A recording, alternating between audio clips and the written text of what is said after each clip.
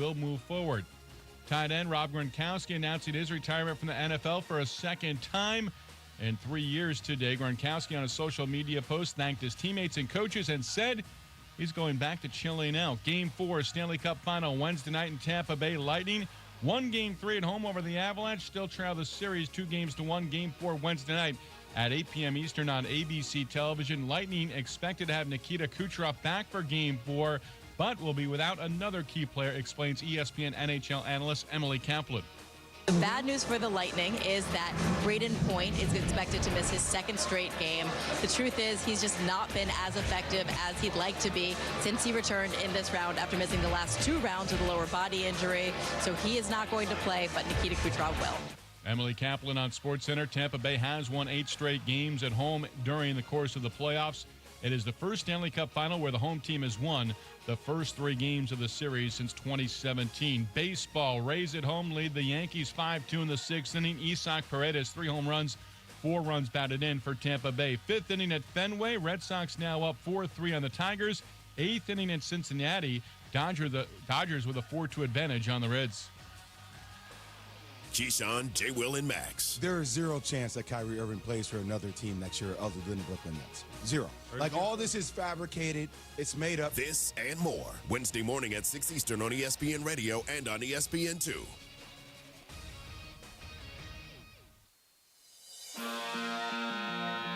Isn't this a sports show? I'm nothing if not smooth and professional. And needy. And extremely needy. That's Don't fine. nod so hard, I'm Beards. Almost entirely. I want to eat a Jigglypuff. All right? I'll say it. Wait. Cowards. Hang on. No. Hang on. No. Hang on. No. I want to eat a Jigglypuff. This is Almost Entirely Sports with Joshua Brisco. Sports. Sports. We're talking about sports. Pew, pew, pew, pew. Take the show with you by listening on the Sports Radio 810 mobile app at 810WHB.com or by searching for Almost Entirely Sports wherever you get your podcasts. I looked at the Facebook comments earlier. No one said that we suck yet today. That's not an invite, people. That's not an invitation. You go back into the hole from whence you came. This is Almost Entirely Sports on Sports Radio 810 WHB.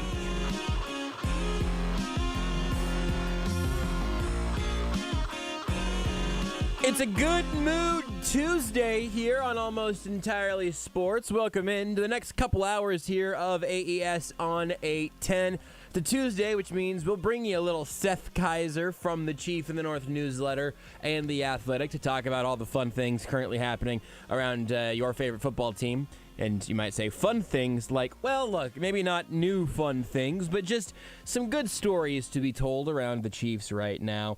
And we'll make some time to do that a little bit later on here tonight. But need to let you know on the front end, we've got Sporting Kansas City tomorrow night. We've got the NBA Draft on Thursday. We've got Game 5 of the Stanley Cup Final on Friday. And then Game 4 tomorrow night will be over on ESPN Kansas City. But those other ones I all mentioned are all going to be right here on Sports Radio 810 WHB the next few weeknights. So this is a quick little one and done, a little one-hitter of AES for your week. So we'll bring you Seth, but also got a late start from the Royals in their West Coast road trip that they continue on. So we have a little opportunity to, I guess it's going to go ahead and make the format a little wonky on today's show. But I thought, look, we're going to have exactly one possible window to have a nice baseball-based conversation with our dear beloved friend David Lesky from Inside the Crown. Also, a Substack newsletter, so you can check that out at insidethecrown.substack.com. But I thought we have one way that we could conceivably talk to David Lesky today, or this week, actually. Didn't talk to him last week. Can we get Lesky this week somewhere, somehow? Yeah, we can. But instead of being the entree in the middle of the meal, we've got a little Lesky hors d'oeuvre. We've got a little David Lesky appetizer. Some people like to eat dessert first. I'm not here to stop people from eating the good stuff first. Maybe that's it. Maybe he's not a little hors d'oeuvre. Maybe we're having dessert first tonight. Why not? Why not? It's like having breakfast for dinner. I'm pretty sure that most of us growing up, were under I was going to say illusion, but really the delusion that being an adult was just being a kid, but you could have ice cream whenever you want. Yeah, I mean that's like 95% of like what's good about being an adult. Yeah. You can just eat what you want when you want. Now there are repercussions. Sure, diabetes being one of them. Exactly, but that is your choice. Yeah, diabetes was my choice. Thank you, Rudy. I meant eating. Oh, okay. Is your choice. Got it. Diabetes might have been a genetic thing that was not really much. You didn't have a lot of factor played in, but Type 1 in diabetes, number 1 in your heart. It just hit me, that's not the lifestyle kind of one, but lots of people are pre-type 2 diabetic and don't even know it. So go get that checked out. You don't want this. I make it look good. Doesn't mean you want it. It's also what I say about most of my clothes. So anyway, with that being said, we'll talk now to our dear friend David Lesky from Inside the Crown. Lesky, getting in on the first segment today. What is your favorite dessert if you know you're going to eat it before the entree? Ooh, God, that's a really good question because I'm very much a cookies and brownies guy, like just generally, like to the point that we can't have them in the house. Yeah. But like, if you're gonna give me like a decadent dessert, it's gonna be a chocolate lava cake with vanilla ice cream. Oh, and that's what I am for you today. Oh wow! You are our chocolate lava cake with the little vanilla. I'm gonna say little vanilla bean ice cream. You got those flecks of vanilla. Bean, yes. Oh God, yeah. Now, the noise that I just made was actually me just thinking about how much that would be in total cost of insulin. But that's sort of a uniquely me problem. I think most of the audience heard that and went, oh, I could crush a lava cake. Honestly, it depends on how big the piece is because, like, for some people, like, even if you don't have diabetes, it might cost some insulin. I don't know. Yeah, true. Could definitely be that last nudge. If you have the right cake. Yeah, the lava cake that broke the camel's pancreas. Poor camel. Poor camel. And let's be fair, the pancreas isn't fully broken. It's still like 90% of it worked fine. That's true. It's just that 10% just is in rough shape. That one key feature that makes pancreas so popular with so many people. It's like having the quarterback that is great Monday through Saturday, but just doesn't quite show up on Sunday. Yeah. That's your pancreas. Yeah, my pancreas is not ready for game day. Well, look, Lesky, we don't have a ton of time because of this show being kind of funky today with the baseball, but I'm glad to talk to you about dessert and otherwise. I have more cookie-based questions. That'll be like real dessert for this segment to reward me for getting through some baseball. But you talk about being on a decent little stretch. Hey, the Royals have played some downright competent baseball as of late. Unfortunately, it has not been difficult to miss that if you don't set your watch by Eastern time, or by Western time. Good Lord, I don't even know what coast is what anymore. That was true before the diabetes. That's not a side effect. But there's been some ups and downs and some pros and cons in the last couple of weeks. There's big picture issues still, but small successes. So if you're going to follow through on your Twitter promise to bring a good energy to talk about the Royals right now, where would you start? First of all, it's tremendous attitude. Sorry, thank you. That's right. I'm sorry. That's so important. You're right. That's so important. If you don't have a good attitude, what do you have? And if you do have a good attitude, you don't even need good pitching. I mean, anything else. You're exactly right. Look, it's funny because they're 7-6 in their last 13 games, which for this team is like where are the World Series tickets? Yes. Give them a big hunk of metal. Right. Yeah. Just end the season. Forget the Yankees. I don't care how many wins they have. It is World Series time for the Royals. Yes. It's just funny because like the 7-6 stretch, you hope that for a good team, I don't care what number of games you break the season down to, but let's say you look at 13-game stretches because you're really weird. You want like 10, 13-game stretches of 7-6, and then the last 32 games you want to go like 24-8. and the Royals, their best 13-game stretch is 7-6. So that's where this team is. But yeah, I mean, they've pitched better. I don't think they've given up 6 runs since that first game in San Francisco, which they've given up 6 runs in half of their first 60 games. So to go, was that 6 games now since then? Yeah, it would be 6 games. That's impressive. I haven't looked, but I would guess it's their first 6-game stretch without allowing 6 runs or more. The bats are not world-beating, but they're generally pretty competent. They got shut out on Sunday, but that's okay. And they played good defense, and that's the one thing they've done all season long. Played good defense, and the bullpen's been good. The bullpen gave up its first run. Was that yesterday, Sunday? I don't remember, but it must have been Sunday. Gave up their first run in a while on Sunday. They put together solid baseball for an extended-ish stretch for the first time all season, and that's, I think, worth celebrating in a way. We can joke about how sad it is that it took until the first day of summer to be talking about that, but they've done it, and it's a good thing.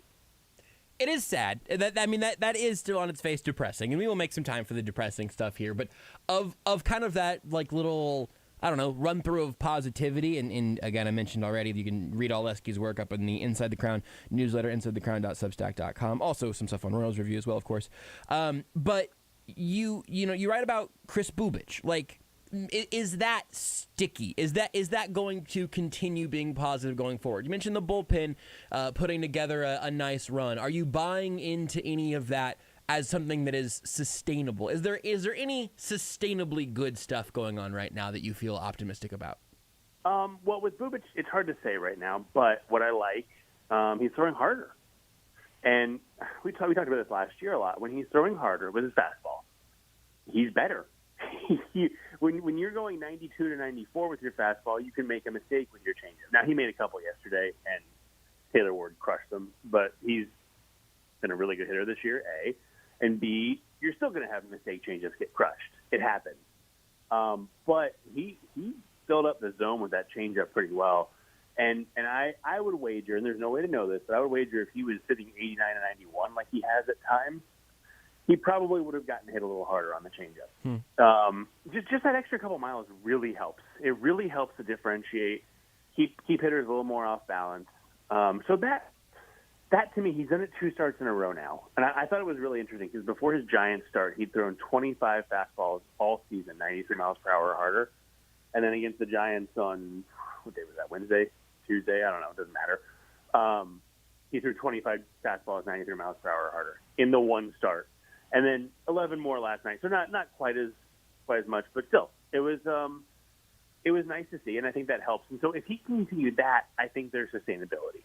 The bullpen, Dylan Coleman last night. That's the guy. Before the season, I was jazzed about Dylan Coleman. I thought, okay, this is a guy who I think can be the closer. Whether they trade Barlow or not, I think Dylan Coleman has closer stuff. The 99 mile per hour fastball, the nasty slider. He's going to have some control issues here and there, but that's the guy you want in your bullpen. And then he couldn't throw strikes at all. Well, he's throwing strikes again. He changes the bullpen just completely because you go from having Barlow, who you have faith in pretty much all the time, Stalmont, who you mostly have faith in, and then a bunch of guys. Well, now you can add Coleman to that if you think you can, and I do. I'm a believer because he looks like the guy we saw last year. So I think that's sticky too. And then look, Daniel Lynch has done a really nice job getting strikeouts lately. It was the A's lineup, but still, Brad Keller pitched well and only got 6 in 7 innings. So Lynch had 10 in 5. I mean, that was a nice performance with a really bad, not even a bad inning, just a iffy inning in there in that second inning. But Jonathan Healy looked good. They're getting Zach Greinke back on Friday, probably. I think that's the plan. So, I mean, there's some stuff to like here. It's just the problem, and not to flip to negative, but the problem is we've seen stuff to like. Yeah. And then it just completely reverts back. So it's hard to know for certain. I mean, we're not talking about Max Scherzer here, who you go, well, he had a bad start, no big deal. He's going to throw 7 shutout innings next time because he had a bad start today. It's just a bunch of guys we don't know that yet, but at least what we're seeing right now is good. And a lot of what they're doing seems like they could keep it up. Do you want to fully flip to the negative now? Do you feel like we've said enough good things, or is there? Because I legitimately actually do care about getting most of the good stuff from you before we get to the deep existential dread? Let's get one. Look, MJ Melendez. I mean, he gives some of the.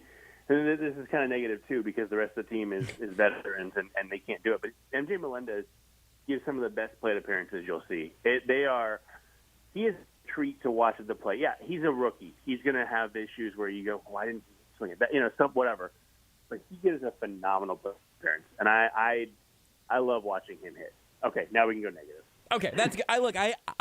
I am glad to have that because Bobby Witt has been, I think, the headline prospect now for a little while, and MJ Melendez, if you've not been tuning in for Royals baseball, continues to be very fun and exciting. And like you said, just good. Like I should come up with a different word that I can use in this spot more often, but just sort of grown up plate appearances. Adult plate appearances. Adult grown man plate appearances. And that's exciting because that's hard. That is hard to do. I don't know if you saw this or if anyone listening saw this, but there was just some video that was going around on Twitter this morning that I saw of just it was just a pitch from an umpire cam, and the poor batter takes a nice hack at it, but all of a sudden, his arms are locked out and the pitch is swerved 4 feet outside to the far side of the plate, and he just looks foolish, and it's just impossible because looking like a coordinated human being in a batter's box is incredibly difficult. Pitchers are stupid good. It's dumb. It is. I mean, if you watch Pitching Ninja, if you go to the Twitter account and see Yes. the video post, the movement that pitchers are able to get is just stupid. I was listening. I was going to pick up some dinner tonight. I was listening to MLB Network Radio, and they had the Pirates game on. And O'Neal Cruz, who's a big shortstop, literally big, he's 6'7", the shortstop prospect for them who just came up, he takes a hack on 2-0, and the announcers go, well, that's not what you want to see. And so I went back, and when I got home, I kind of wanted to see if I could find it. I did. He's never seen a curveball like that. Yeah, literally ever. Yeah, and it's 2-0, and he sees this fat pitch coming up there, and he's like, yeah, I'm going to crush this ball. And it ends up in the dirt. How does it end up I don't know. I don't know how it ends up in the dirt. But it was one of those things that there are some things you cannot learn in the minors because those guys aren't nearly good enough to show you. And MJ Melendez has, like I said, he's had his issues. Not a ton because his numbers are pretty good, but he gives a really good plate appearance just about every time. And I still like the City Connect uniforms. Yeah, and I love that they started putting the City Connect pants with the Sunday uniforms. I mean, that really helped too because they got the powder blue stripe and the powder blue belt now.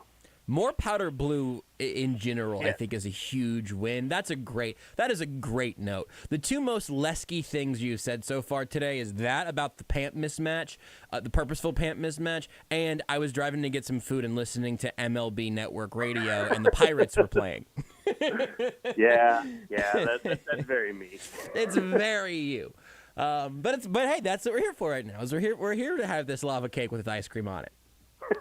So let's go ahead and crack open this lava cake and see if we can make a little mess. I don't know, and I'm not alone in asking this question. I think you've asked this question maybe on Twitter, maybe elsewhere. I don't know what the Royals are currently believing that they might be gaining from talking publicly right now, particularly Dayton Moore. Because I think he is very much under the microscope right now, understandably. JJ Piccolo is interesting just because I feel like he gets a good amount of credit. He has a pretty good ratio of credit to blame amongst Royals fans. I don't know if that's justified in your eyes or not, but I think that's largely true because Dayton Moore is still kind of the puppet master to most people, I think, and JJ's only been in that spot for a little bit. But it just sort of seems like anytime Dayton Moore says anything publicly, there is immediately a small Twitter kerfuffle and some level of disbelief that he is once again called Kel Eldred, literally the best coach in the history of any sport or whatever, and it just sort of leaves everybody kind of shell-shocked. This is hugely wide open to whatever you find most interesting about all of that, but what are they doing? What do they think they're gaining? And then do you think that there is anything to be gained from the Royals front office at this point? I don't know. it's tiring. I'm worn out from these guys because it seems like for the last month, 5 weeks, I don't know, whenever, I guess it's been like 5 weeks and a day since they fired Terry Bradshaw. Ever since that day, JJ Piccolo spoke about the move, and people were like, yeah, that sounds good. Yeah, okay. They saw an issue and they took action. Great. And then Dayton gets out there and just pees all over it. And ever since then, it's just been like silly thing after silly thing, it seems like. And yeah, I don't know what the plan there is. And I think, I mean, not to play like psychologist or whatever, but it sort of feels like Dayton's always been a good talker. And he's like, you know what, I can get out of this. I can dig out of this hole. And every time he tries to dig out of the hole, what ends up happening is the shovel keeps slipping and he's farther and farther in. And now, I got to be honest, I don't think there's a rope ladder. And he's just stuck there. And it's like, well, might as well keep digging, because maybe if I get deep enough, I'll find a different place to be. It just never, it seems like it never ends. And every time you think, okay, we're done, there he is again, just talking again about I don't know what. And look, I appreciate his willingness to be out there. The Royals are not good, and he is the president. I mean, the buck stops there, and he's willing to talk and willing to take questions. And it was yesterday. He was at a community event. He was at an event with kids. He could have very easily said, "Hey, I'd love to chat, but I want to talk about this particular event. Let's set up some time to talk Royals." No, he answered questions, and good on him for that. But good Lord, man, stop talking. There's nothing gained ever, it seems like, because the reality is, and this is, I mean, probably true of you and me and Rudy and 90% of the people listening, there's nothing he could say that would make any of us happy unless he said, look, we suck. The coaching sucks. We got to get better. I think that's the only thing he could say, which I don't know why he hasn't said that. I mean, not obviously he can't say it now. Well, he could, but, he won't, yes. He won't, and that's fine. Yes. But there's a very easy – look, he could say, hey, we're 24 and 42. This is not where we hope to be. This is not where we wanted to be. Everything has to be evaluated. Nobody should be safe because we are not a good enough team to have anybody safe, and we're doing what we can to fix this. Now, people are not going to love that, but it's a lot better than talking about Cal Eldred's attitude. and look, I get it too. Like the question that Lebo asked was how's he holding up? I mean, in not so many words. And Dayton Moore answered the question, which is fine, but it's just he had to know what was coming next, and just hasn't. And all this PR magic that think back. There are so many times you hear him talk, and every so often he'll say something like, in a small way, it feels like we won the World Series back in 2013 when they were 10 games over 500. And if they hadn't won the World Series, I think that would be his lasting legacy. They did, though, so people kind of forgot about it. I'm bringing it up again. Sorry, Dayton. But, like, most of the time when Dayton Moore talks, you leave and you're like, that's a good guy. Whew, I like him. And then for a little bit you forget, the Royals are 30 games under 500.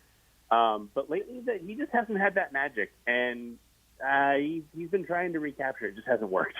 Yeah. Here's the other thing, because I do think that just dumping on everyone associated with a terrible baseball team, I don't think we're doing it that way, but I think doing it that way would be easy, lazy, not particularly helpful, whatever. I mean, any number of those things. And I don't think we're doing that. But I think that a way we can make sure we're not fully doing that is, okay, well, what should be different right now? And I think on the like, speaking to the media front, that one's pretty easy. The baseball front is more difficult because it's probably years of missteps and decisions to this point. But is Is there something right now, or something within the last couple of months, other than firing Kel Eldred, which still could be a thing that they could still do? He's still fireable. Legally, that's allowed. But if he has a job, he could not have a job. He could, in fact, start not having a job. But do you have something in mind where you go, this is the thing for me that I just can't get over? Well, I mean, it kind of is the pitching, right? I mean, it's the problem with this organization, and the other thing too, he needs to stop talking about accountability when they're not showing any accountability. I like that. That's a good call. Like that's you can say a lot of things, but stop saying we preach accountability when nothing changes and you're 18 games under 500 on June 21st. Yeah. Like you can't. It doesn't go both ways. I don't know what they could do different in the short term. I mean, the long term, I think that they need to figure out a way to be more innovative. And I don't know what that means necessarily. I mean, I think about like the Brewers pitching lab and how they're trying to replicate that, and it should be up and running in a year or two. Like, why can't you be the first one? Yeah. Why is it the Brewers pitching lab and not the Royals pitching lab that everybody's replicating?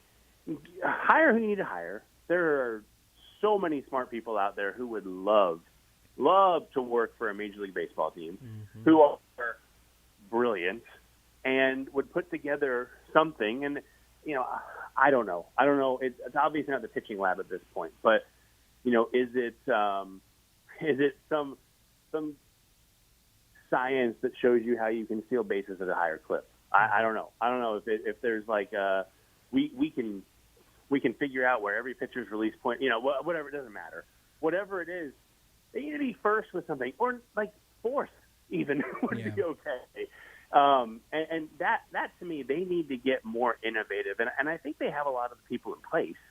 It just hasn't happened to this point, which maybe it means they don't have the people in place. I don't know. But, you look, it's so interesting because what they did with the hitting, and like not just this year, but back when they revamped everything after the 2019 season, they got modern. And what's happened since then? Well, the minor leaguers are going nuts. They're hitting the bejesus out of the ball. You've turned an 11th round pick into a cult hero in the minors, who the Royals fans want up so bad that there are Twitter accounts that are bots basically saying, is Vinny Pasquantino in the majors yet? I mean, that's what your hitting development has done. And they have done some things on the pitching side. It's not as drastic. But like, why not go as drastic? It's worked. And at the big league level, it's worked. The hitting, the offense, this is not going to be a great offense with their current cast of characters, but it's been so much better since they made the change. And it's been better in ways that these guys particularly preach. They preach not swinging on the edges because you can't drive that ball until there's two strikes. They preach hunting your pitch and doing the most damage you can on it, and they've been better in the heart of the plate. I mean, the things that these guys teach and preach, they've been better. So it's obviously working. Why are you so hesitant to flip the script elsewhere when you see what you've done is working on that side? I just don't get it, and that's what they could be doing different.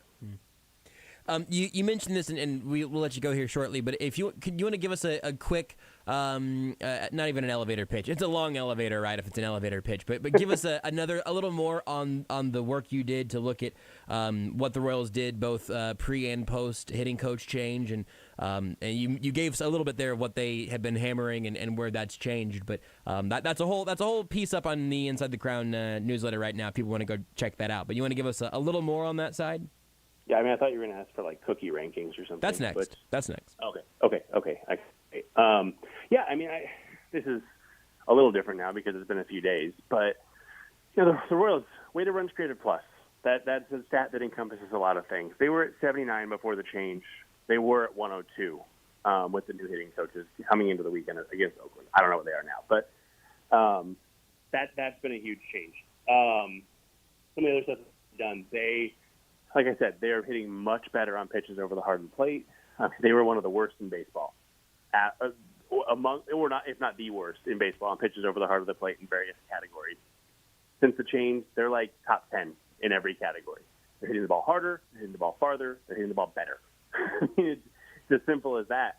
The pitches on the edge, like I mentioned, they're swinging. They were like, I think it was like 55% swing rate on pitches on the edge pre-2 strikes with Terry Bradshaw in charge. Since then, it's down to like 51%, which doesn't seem like a lot, but it is.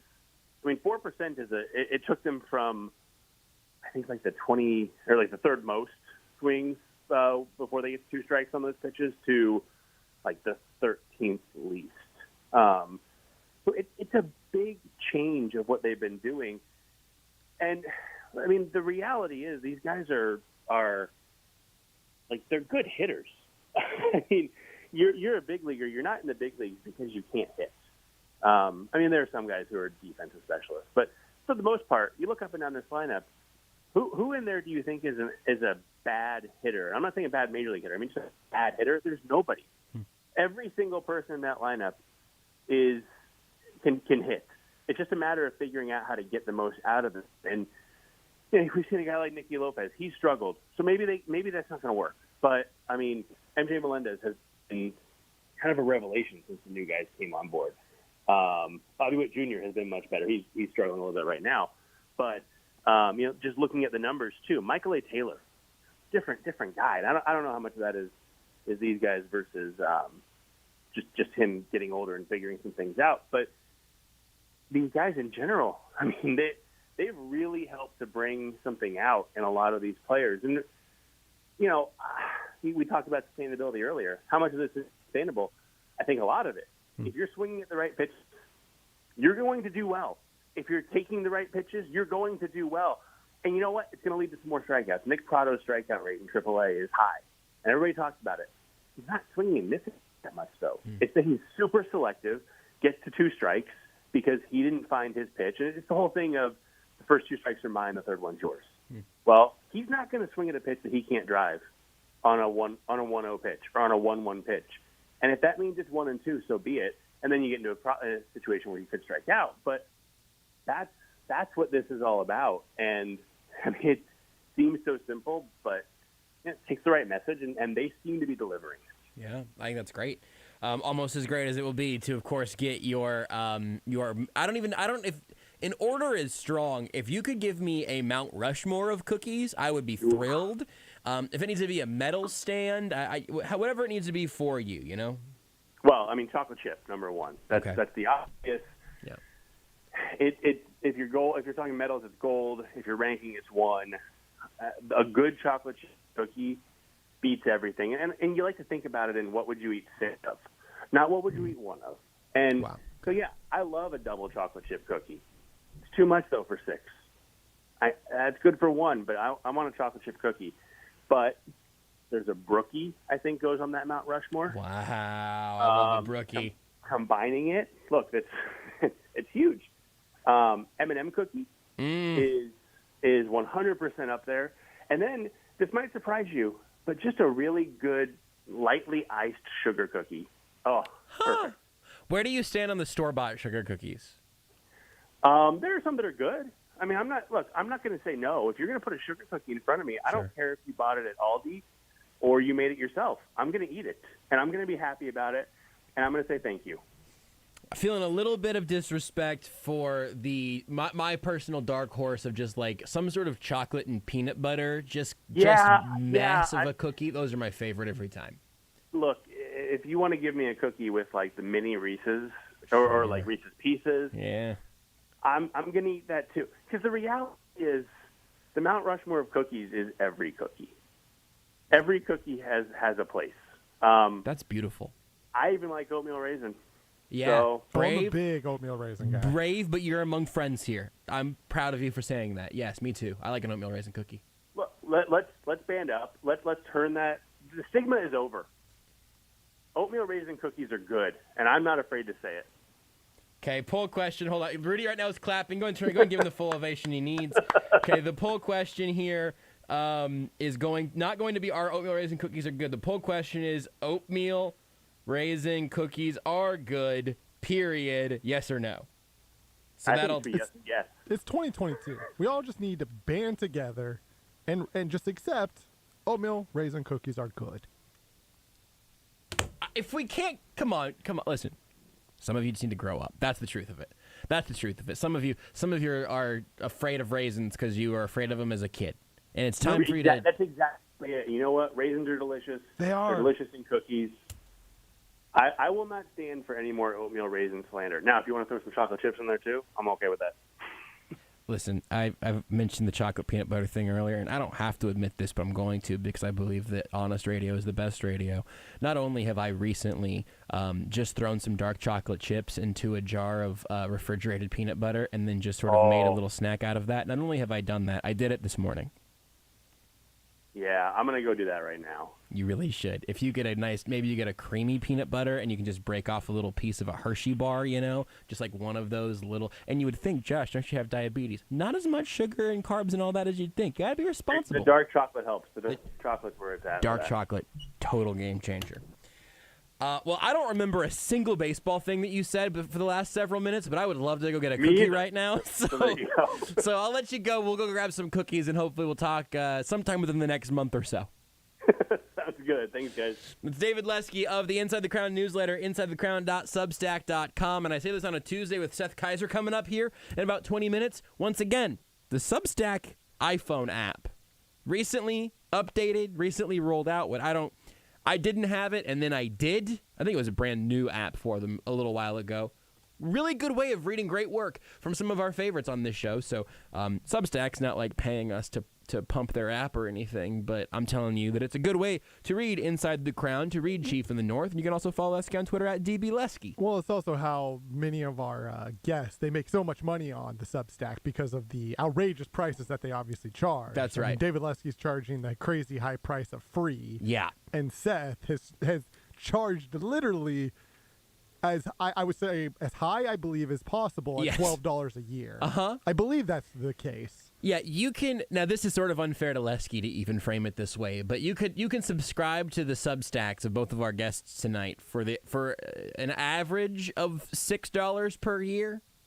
Now, again, I feel like in that split, Lesky, if we were giving that split away as a fun special deal, I feel like Lesky might try to get out here and get some of his cut. But yeah, no, it's true. You can subscribe to Inside the Crown for absolutely free, and you can subscribe to Chief in the North for $12 a year. So it's two incredible deals. Good way to read it there. Also, of course, they just show up to your inbox on a daily basis whenever, or anytime they come out, which is pretty close to daily, certainly for Lesky during the baseball season.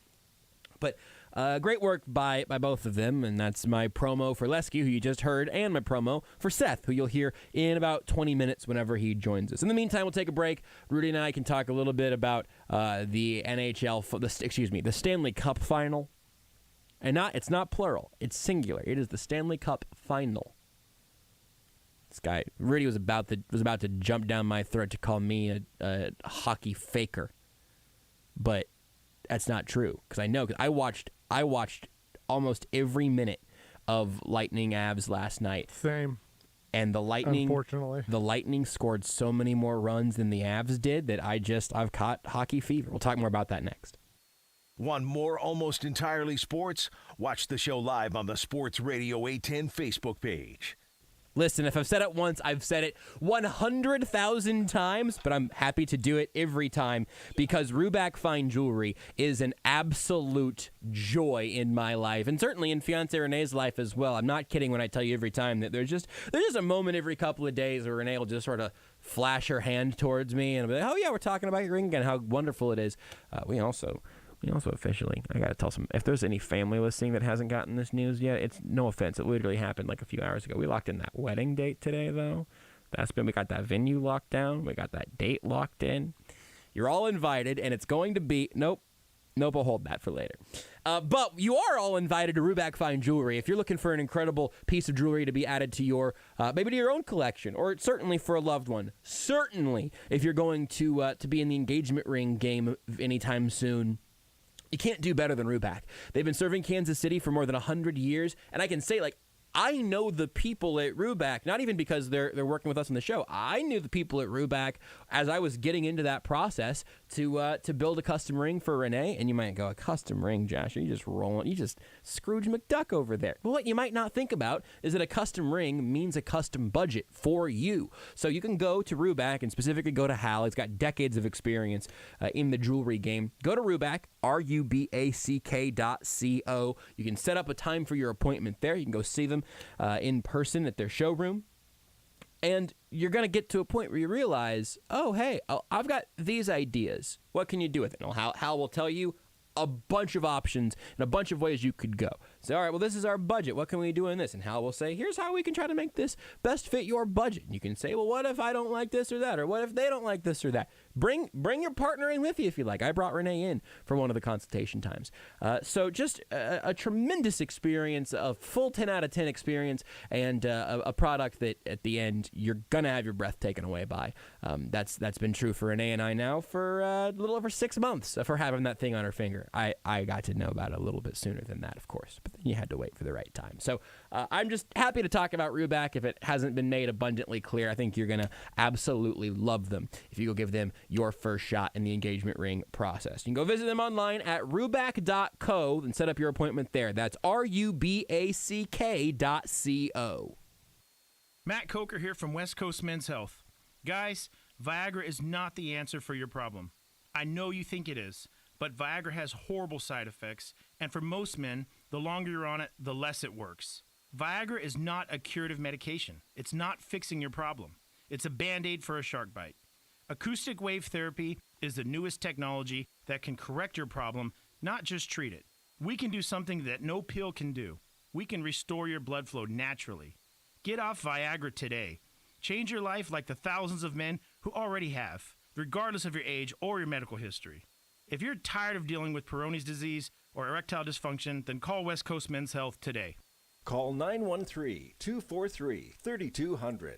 That's 913-243-3200.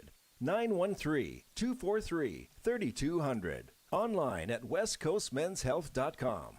HSA cards welcome and financing available. Join us for the annual Sports Radio 810 Listener Golf Tournament at the Fred Arbanis Golf Course on Monday, July 25th. For just $108.10, you get golf, cart, drink tickets, breakfast, lunch, a goodie bag, and tons of amazing hole prizes. Get a chance to play the Fred Arbanis Golf Course in their signature hole, the challenging par 4 that offers a panoramic view of Longview Lake. Head to 810whb.com/golf to register your foursome today. Space for the event is extremely limited. Foursomes will be reserved and booked in the order they are received. The best pizza deal in town is still Papa Murphy's. Get a 2-topping medium pizza each Thursday and Friday in June for only $6.99. That's right, just $6.99 gets you any pizza on their menu every Thursday and Friday. But a deal this great can't last forever. So get into Papa Murphy's and get your 2-topping medium pizza for only $6.99. All that flavor made fresh right before your eyes. Visit papamurphys.com for these great deals, other pizza specials, and offers. Fresh taste, fresh value. Love at 425 degrees. Are you looking for a career change? Let Sports Radio 810 help you with your search. Many local companies are hiring right now, and there's never been a better time to check those opportunities out. Go to 810whb.com and click on the Community tab and search Job Connections. Great companies in our community need you right now. Companies like Whataburger, Bickhammer Electric, and Johnson County Community Corrections. So check it out at 810whb.com. 810 Job Connections, connecting you with your next career. When you're an innovative business, every blinking cursor is an opportunity. What will you do with it? Will you make something better or create something new? Our Dell Technologies advisors provide you with expertise and tools with Windows 11 to do incredible things. Because we believe there's an innovator in all of us. To do more with a Latitude laptop, Dell Technologies recommends Windows 11 Pro for business. Call a Dell Technologies advisor at 877-ASK-DELL. You're listening to Almost Entirely Sports. I'm almost a little too tall for the mic, but it's easily, I can hold it, right? That is keep it up. That is a challenge, I can hold it up to my face. That's not a problem. With Joshua Brisco. Well, listen, whenever you can't keep it up, we do have ads for that. On Sports Radio 810 WHB.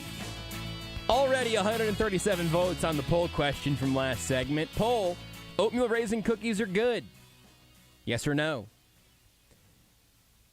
67.9% of the audience so far. What do you think, Rudy? What do you think if I give you that 68% has got 2/3 of the audience has an opinion on oatmeal raisin cookies? Almost a nice opinion. Almost nice.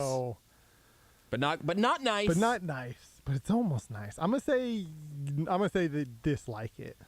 So I think we live in a small-minded country full of people who just constantly disappoint me. It's now at 66.9%. That's and not 33. That's it's basically 67-33 nice. here. 67% of voters so far say oatmeal raisin cookies are good. Yes. We've done it, everybody.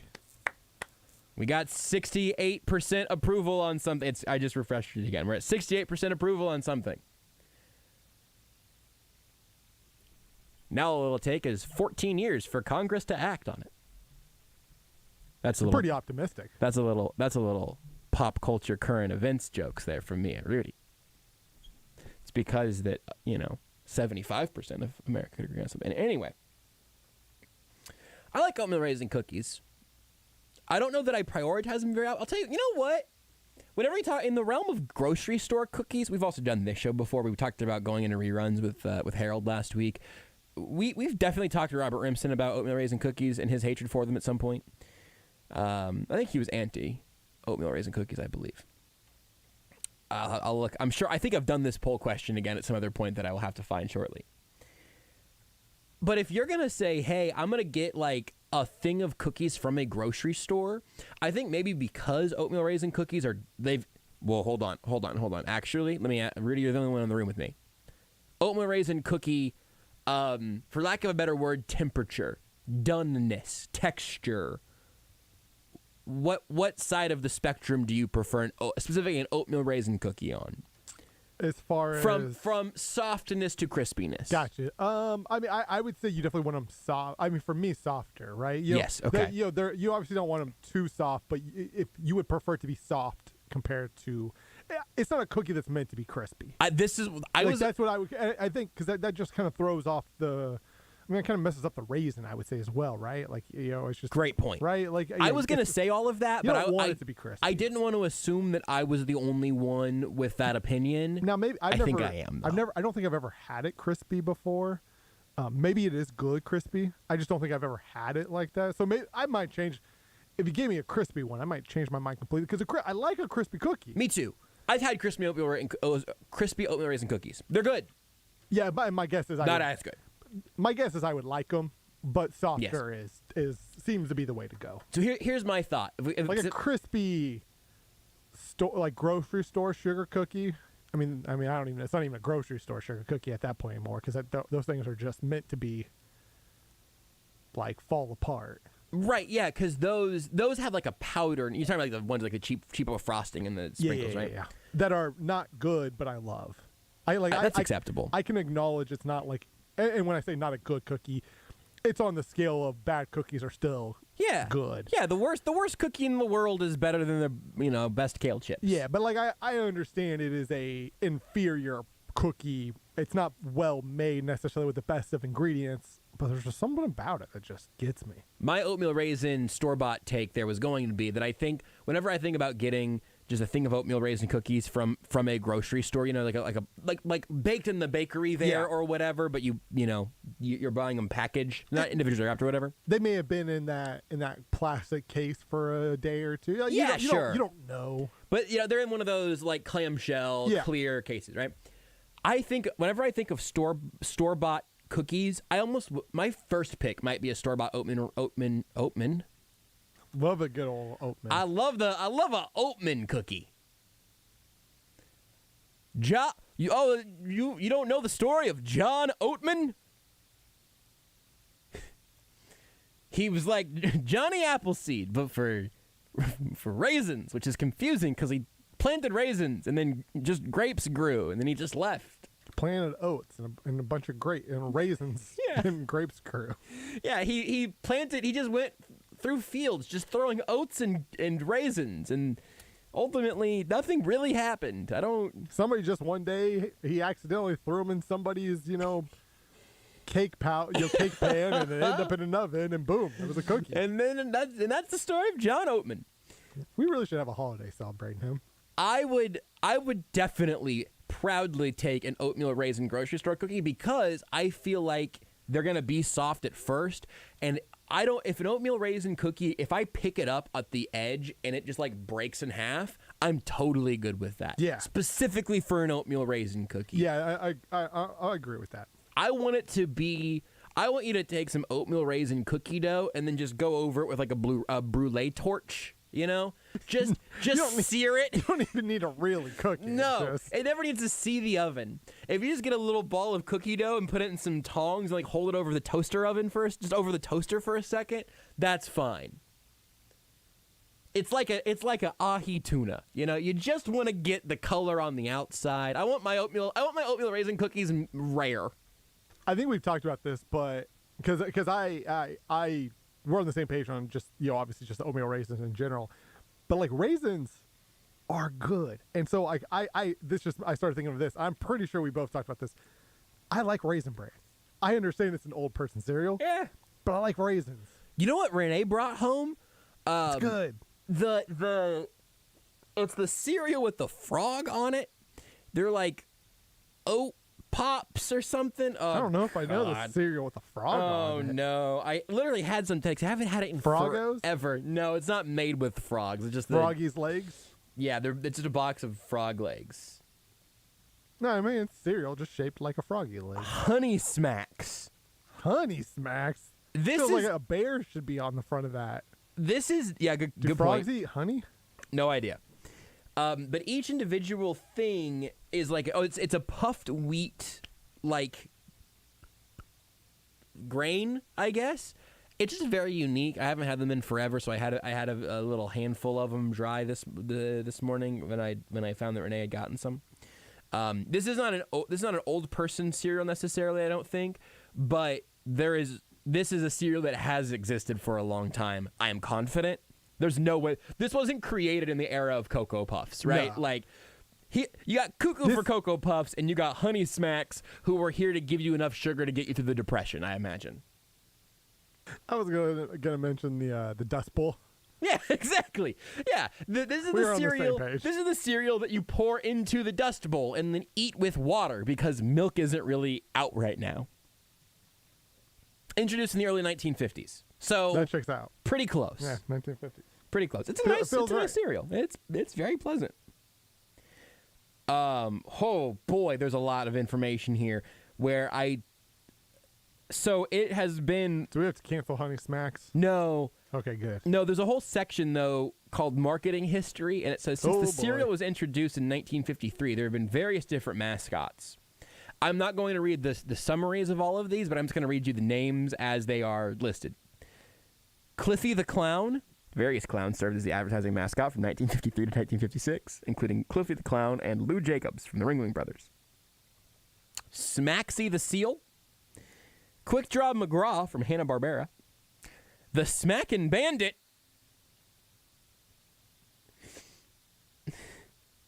I need to see pictures of all of these. The Smackin' Brothers. Dig-'em Frog. In the early 1970s, an Indian chief appeared briefly, replaced by Dig-'em Frog in 1972.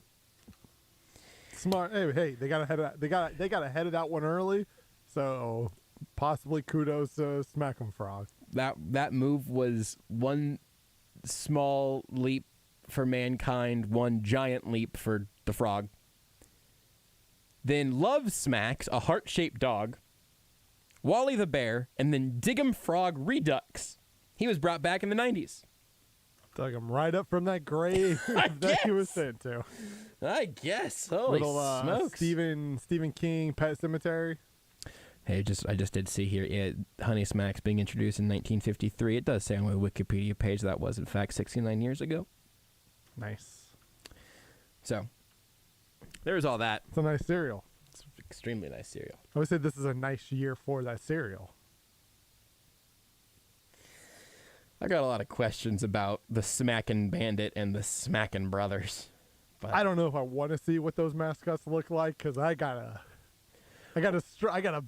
got a weird feeling it might not be great. Well, what if I told you that in 1965, Quick Draw McGraw faced off against the Smackin' Bandit, a llama who traveled in bounding leaps and would suck the cereal directly out of the box with his floppy lips? I don't know how I feel about that. I feel awesome about it, having not yet seen him. I need to see the mascot first. I think I'm not seeing a ton of evidence of him existing. My trust of companies in the 50s, 60s, and 70s with some of their marketing campaigns is not great. I would say rightfully damaged. Not that they were all bad. There was enough of them. There is a Reddit post, heartbreakingly, from 2 years ago with 0 comments of looking for the Smackin' Bandit, and then they have done a sketch where they believe this llama may have looked like. See, it's hidden. It's been lost to time. For a reason. Yeah, that is terrifying. I'm afraid that we're going to milkshake duck the Smacking Bandit before the week is up. Hey, also, something you should do before the week is up, by the way, you can join us for the annual Sports Radio 810 Listener Golf Tournament on the Fred Arbanis Golf Course on Monday, July 25th. It's a 9 a.m. shotgun start, and you can join in for just $100.10. Get golf, a cart, drink tickets, breakfast, lunch, a goodie bag, and tons of amazing hole prizes. We'll have 810 personalities out there, a broadcast of the zone, and you can play Fred Arbanis Golf Course and their signature hole, a challenging par 4 that offers a panoramic view of Longview Lake with stunning views. If you want to sign up for that, head to 810whb.com/golf to register your foursome today. That's 810whb.com/golf. We'll play a few holes with our friend Seth Keysor of the Chief of the North newsletter whenever we come back right here on Almost Entirely Sports. You're listening to Almost Entirely Sports with Joshua Brisco on Sports Radio 810 WHB. Hi guys, it's Andrew with Oak Ridge Medical Clinic. Is erectile dysfunction damaging your relationship? Are you...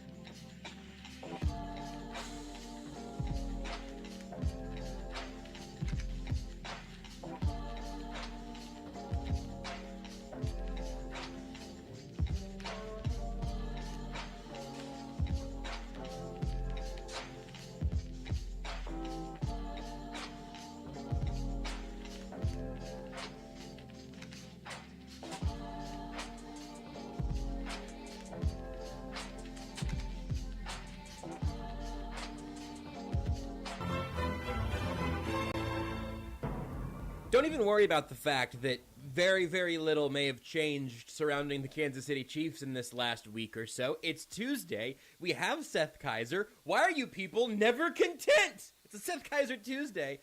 You can follow him on Twitter at RealMNChiefsFan. Check out the newsletter, mnchiefsfan.substack.com. Times ours on The Athletic. Seth, it's good to talk to you even whenever we, are not even. We have now exited the portion of the offseason, which is, Seth, you just finished your Isaiah Pacheco film review and ...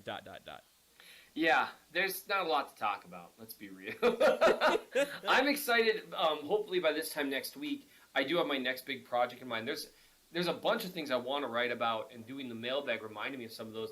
But my next big project, because we've got a little over a month before training camp starts, and then all anyone's going to want to talk about is training camp. So I've got a month to get in some good film reviews from 2021, right? Yeah. And so I already did L'Jarius Sneed, which is a big one, and I can't remember if you and I had a chance to talk about a lot of that. You know what? I think 6 games of his. So I'm sorry to cut you off. You're 100% right. We talked about that some on Times Ours, and I would love to talk about Sneed more here today.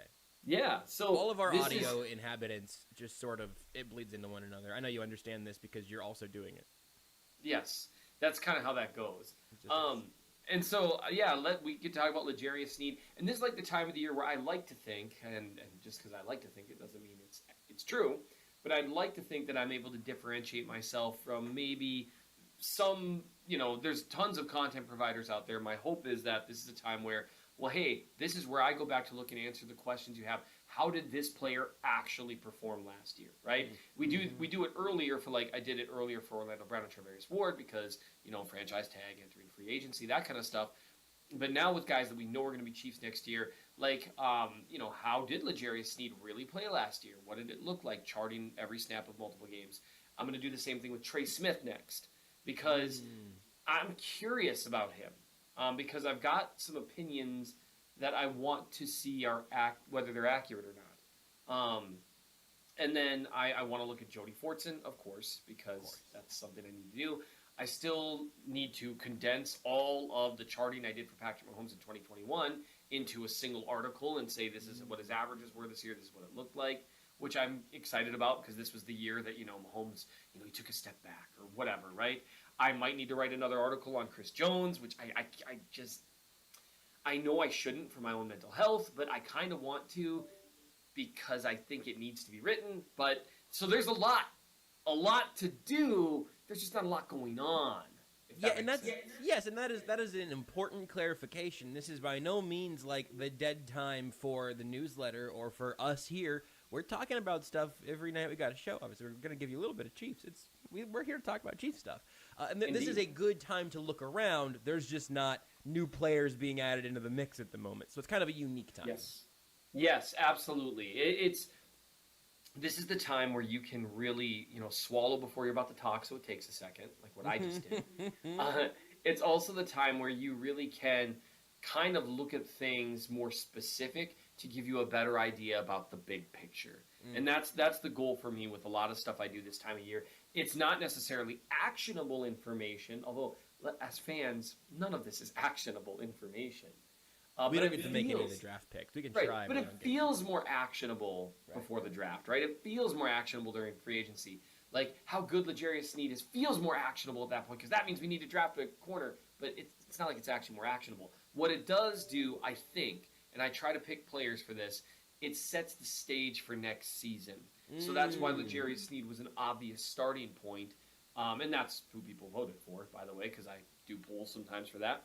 And it lets you kind of, okay, this is our transition phase to 2022. So I'm excited for it, but it definitely is, it's not for everyone. Not everyone, now everyone should listen, but not everyone does listen. Not everyone listening right now, it's probably for. Yeah. Yeah, this is for you. Yeah. You are someone that's like, oh, you charted every snap of 6 games by L'Jarius Sneed. I'm here for that. You know, you're going to look at Jody Fortson's 100 or so snaps to make a decision about what he can do, which I already kind of did last year, but I'd really like to do it again because I like Jody Fortson. I think the potential's there. But this is for you. You are like the person who probably needs another hobby and is too proud to go get one, just like me. And that's why I just identify with people that are here for this time of year. I would say particularly, even if you do get another hobby, just let it be one that you can listen to podcasts and radio shows during. Like, that to me would be my suggestion, just in terms of finding another thing you do with your free time, or just keep reading and listening. There's one thing, because you mentioned at the beginning here, you mentioned the mailbag, and there's this mailbag that's up on the newsletter right now, celebrating the 2-year anniversary of the newsletter. We talked about that some last week, but this is another one of these things. I don't know if I've mentioned this on today's show or not. The newsletter is $12 for a year. You sign up at mnchiefsfan.substack.com or bit.ly/SethReallyHatesMoney, all lowercase, all one word. And you can get the newsletter for $12 for a year. A year of access, $12. That rate never hikes or anything. It just stays at $12 for as long as you stay subscribed. And sometimes Seth says, hey, I'm going to do a mailbag. Now, whenever I say, hey, we're going to do a mailbag, it's please send me, a bunch of tweets and questions and whatever, and then either in AES or in Times Ours, or I've done a couple on Arrowhead Report, whatever, but that means I'll pick my 5 to 10 favorites that I think are really fun or really good questions. We'll get to as many as we can in that space of time. Seth, how many questions did you answer? Approximately 210. It might be a little less. No, Seth. What do we do? Seth, you have a family.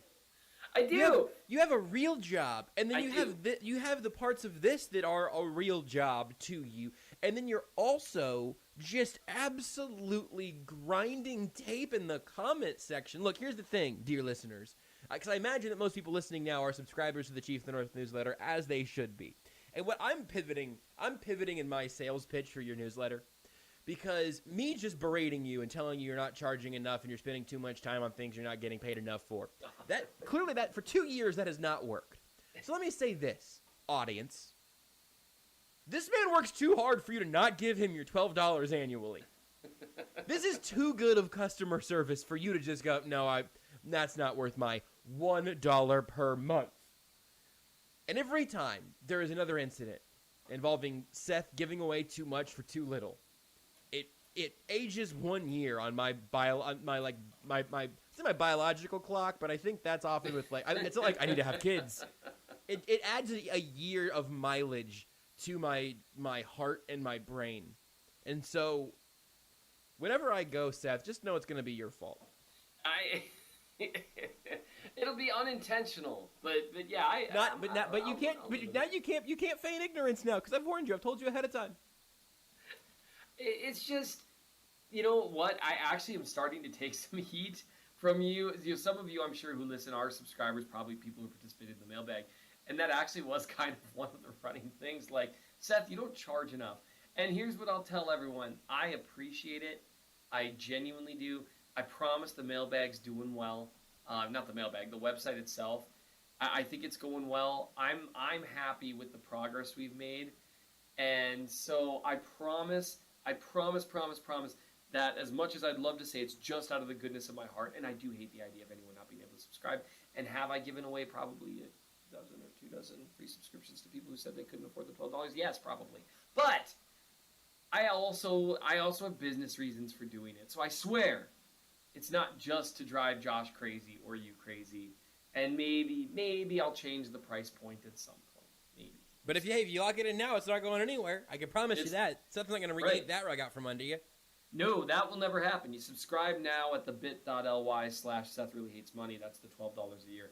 That'll never raise. You could be subscribing 10 years from now, and it'll still be $12. and that'll be when $12 is worth approximately a nickel or whatever it is.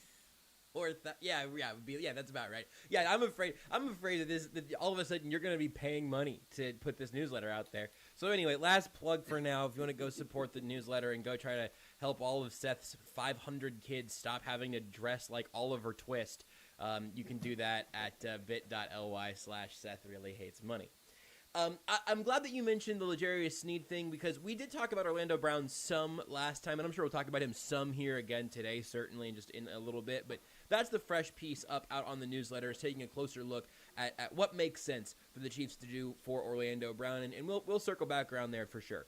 But I love talking about L'Jarius Sneed. I love watching L'Jarius Sneed, but I also do wonder if he has occupied a little bit of a funny space for the Chiefs, where he has had a little bit of perhaps a little overhyped to perhaps a little underrated to perhaps not nationally all that well known to occasionally getting like a glimpse of national radar. I can't remember who. Somebody gave him like a very large scale. It might have just been Tyrann Mathieu mentioning it after a game or something last year. I've kind of seen some fluctuation perhaps on how people view L'Jarius Sneed, and I'm wondering how we should be looking at him. Sure. And the interesting thing with all that underrated, overrated stuff is that regardless of how someone's viewed him in that spectrum over the last year, they probably were right at a certain point. So what I did is I looked at 6 different games over the course of the entire year, starting with week 1 against Cleveland, sprinkling in some in the middle, and then going with Buffalo and Cincinnati, which has the side benefit of seeing him against really talented wide receiver groups. And so the thing with L'Jarius Sneed that I would say is he doesn't look like a terribly different player on tape in year 2 than he did in year 1, which is not really a compliment, because ideally when you show out as a rookie, as the mental aspect of the game comes to you, you should take a step forward, and I'm not sure that he really did. That's the bad news. The good news with him is that he was already good as a rookie, which is unusual. And the variance in cornerback play is unbelievable year to year. Everyone but the most elite corners varies in their performances year to year and week to week. So that's just, and even the elite guys really have down years. That's just tough. Like, not everyone, there's only one Darrelle Revis. You know what I mean? Like, that's just, there's not a lot of guys like that. With Sneed, I think what we started to see in year 2 was a more, you got a much larger sample size on him. You had teams that had tape on him, knew how to attack him, knew how they couldn't attack him. And I think you got a larger look at his skill set.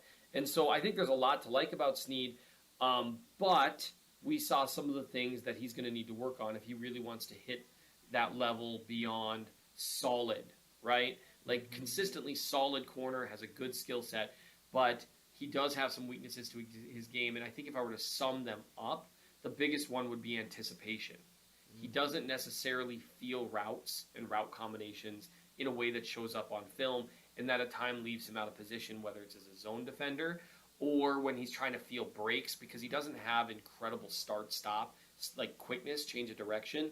Even though he's got good acceleration, he's got good athleticism, and he's actually got pretty good feet, but he can get left behind due in part to his lack of anticipation and his lack of really feeling the routes. If he's not hands-on and feels them, literally physically feels the route changing, he can get beaten by quick inside moves, that sort of stuff. Similar to Charvarius Ward. It was a trait that he shared. So, but on the plus side, he's got good speed, he's got good acceleration, he's got really good physicality, really strong, good length, can really mess up routes of receivers. And so he's an above replacement value corner. It's just whether or not you're going to see that mental step take a step forward in year 3. Do you think, because again, every time we talk about corners, talk about how not only how difficult it is to maintain that level of production, but how difficult it is to maintain a good level of evaluation of a corner. Right. Like that there are a couple of inexact sciences there. And I think that I had to find the phrasing again in the article, the coverage equivalent of Charvarius Ward with improved physicality, which you could say, hey, if you hit that, that is a very, very, very valuable player. That was true before Charvarius Ward signed the nice free agency deal. But L'Jarius Sneed hitting the market with that in his pocket would probably be worth even more than Ward was. But whenever you kind of have to do that math of what is predictive and what is consistent, and that specific sort of anticipatory issue, I don't know if that's something that does make sense to get better at as you get through more film, or if that's something that you're kind of born with the feel for or not, that wouldn't develop later in your career. Do you have a feeling one way or the other? I think that kind of anticipation and route recognition is something that should improve. Whether or not you ever become someone with you and I have talked more and more over the last few years about almost like mental talent in terms of like speed of recognition and reflexes. And Snead, he does do some things that make me think he's got good reflexes, like in terms of recognizing the ball coming in, adjusting his body, that sort of stuff. But sometimes, some running backs, no matter how much you study, right, you are always going to be someone that doesn't recognize where the hole is developing, where the blockers are developing quite as fast as, the next guy is. You don't have that. People think it's like some kind of sixth sense, right? Where these guys, like, how are they anticipating that? It's like, well, they are just a tenth of a second faster in reading and reacting, which is something like the best linebackers have. All these players, that's part of talent that we don't talk about as much because we can't see it. And there's a limit for everyone, how fast they can see things and react to them. So I don't know. So it's kind of a yes and no. It's something you should be able to recognize more. And because of that, you'll guess right more often. And so that weakness will be a problem a smaller percentage of the time, because you'll guess right more. You'll see it coming more often. But anytime you're still put in that position, it's still going to be a problem. I'm guessing that'll be it with him, because I just think there's a limit to what people can do. That said, the Ward comparison, I think, and I mean I said it, so I'm praising myself right now, I guess.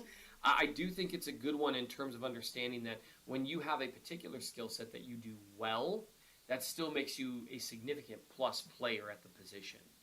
And he does have quicker feet than Ward, so I anticipate him being able to have that be less problematic than it was for Ward. And again, Ward's a good corner. So his ceiling, even if, let's say, he never gets any faster at that stuff, because he's got quicker feet, because he's got better physicality, his ceiling is higher. Maybe just not as much higher as we'd like, right?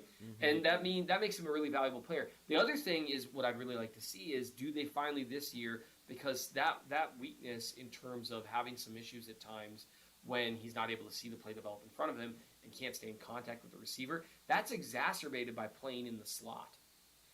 And I'd be curious what it would look like if they just let him be a boundary receiver full time and really use his physicality consistently. I think you'd see him take another notch upwards there. And so that's something I'm curious what they do with him this year.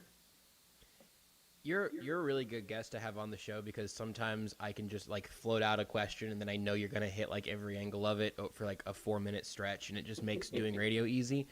But also, that sounded like a compliment. It was only the beginning of an insult.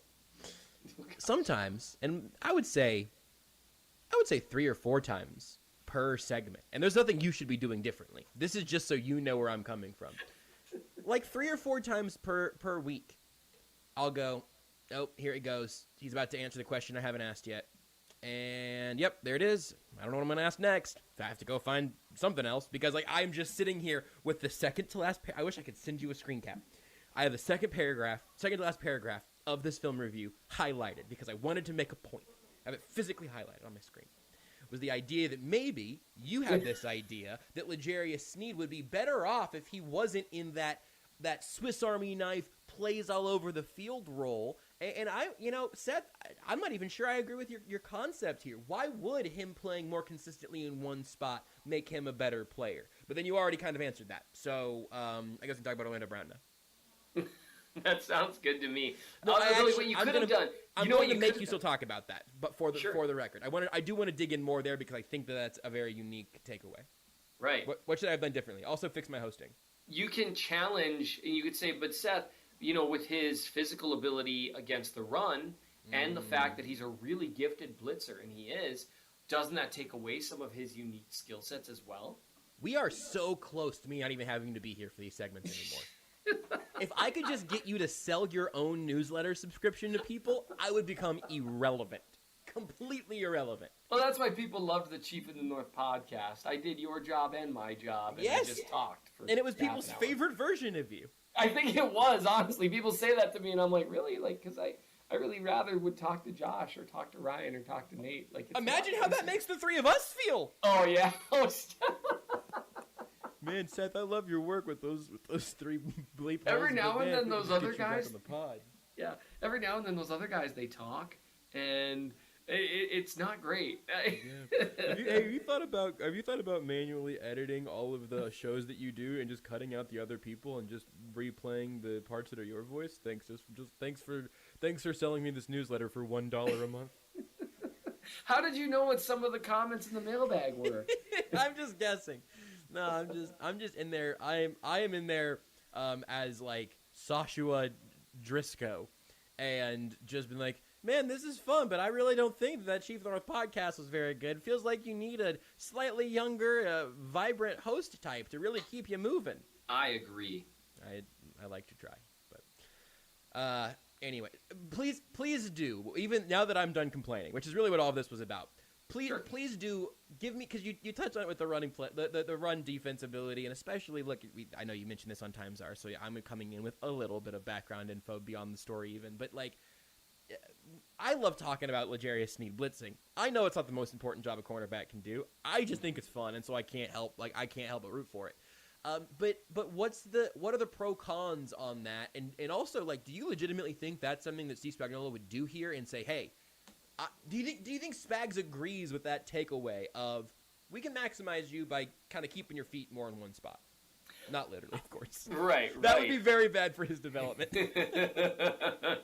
And I wonder, like, I mean, because Spags might see something in practice that makes him think, no, this is a young guy thing. We can coach this out of him. Sure. And, if that's the case, I mean, that's hey, fair enough. Because he does have value in the slot with run defense. Although, I mean, boundary guys have value in run defense as well, because one of the goals in the run game and the quick throw game is to force corners to tackle. And when your corners can tackle, it's an advantage because it cuts down on plays that make sense.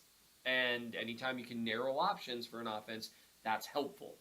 But him blitzing from the slot, he's good at it. I mean, it's not just that he's a fast guy. He's got a good bend. He's good at kind of liquidating his way around blockers. He's got kind of that easy bounce that not all corners have, and he's willing to absorb a little contact while moving through blocks. So he can do that, and not everyone can do that.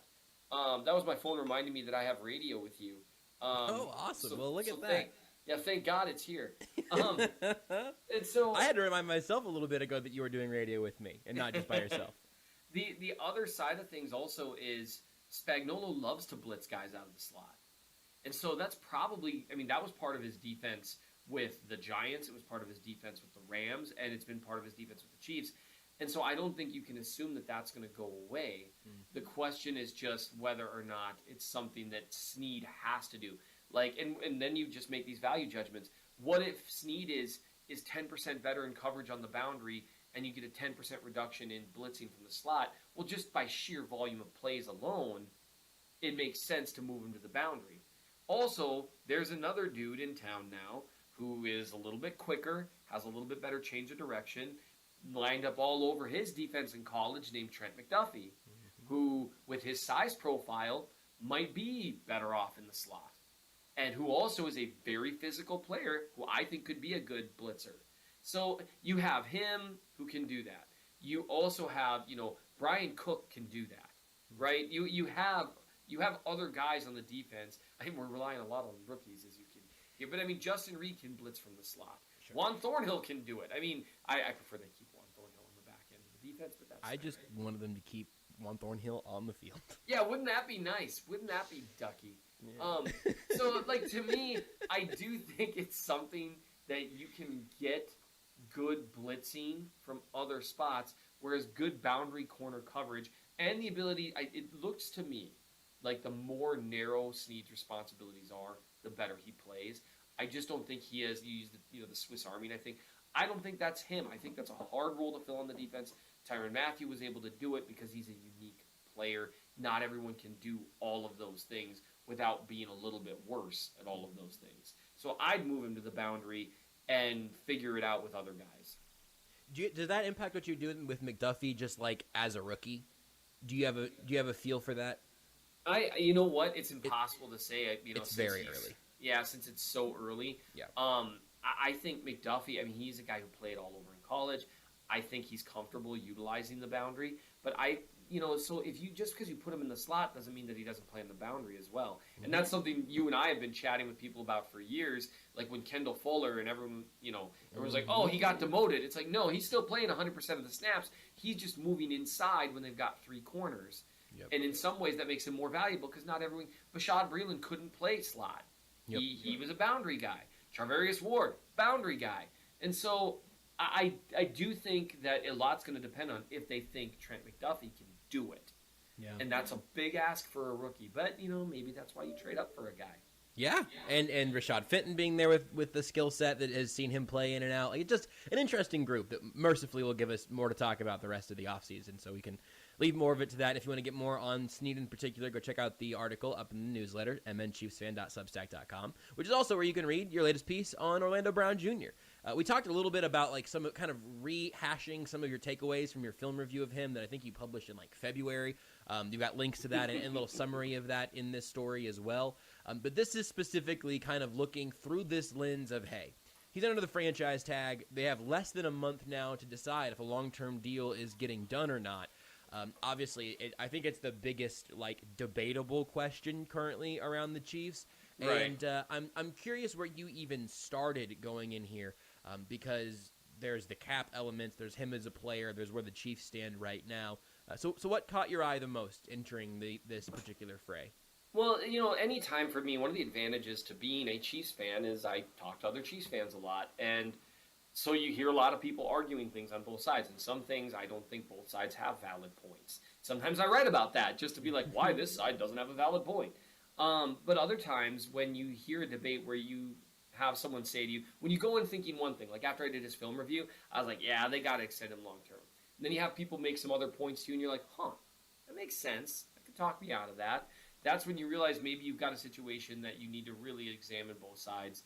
And so it just seems like something to really try to address every side of things and every issue related to both sides, as opposed to just kind of doing these, kind of 20,000 feet in the air. Oh, I guess this, really delving into why both sides think what they think.